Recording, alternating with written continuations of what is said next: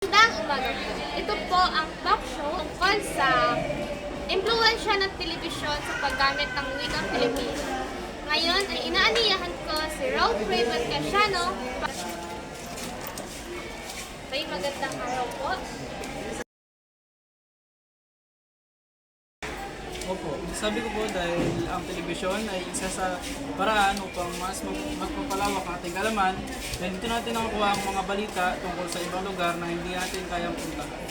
Thank you. Katulong ang telebisyon sa ating buhay dahil sa pamamagitan natin doon po natin nalalaman kung anong nangyayari sa ibang lugar at kung meron bang mga bagyo na darating dito sa atin. Thank you po. Nakakatulong ang telebisyon upang malaman natin ang iba pang mga informasyon. Nakakatulong ang telebisyon sa atin upang makakuha ng informasyon lalo na sa ibang lugar na hindi natin alam kung anong nangyari doon.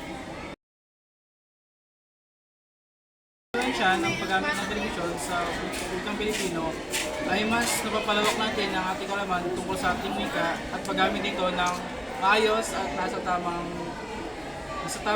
desisyon. Itong at nakaka-influensya ang telebisyon dahil dito ay nagagamit natin dito sa ating pang-araw-araw. Madali na ipapalaganap ang ating sariling wika sa iba't ibang lugar.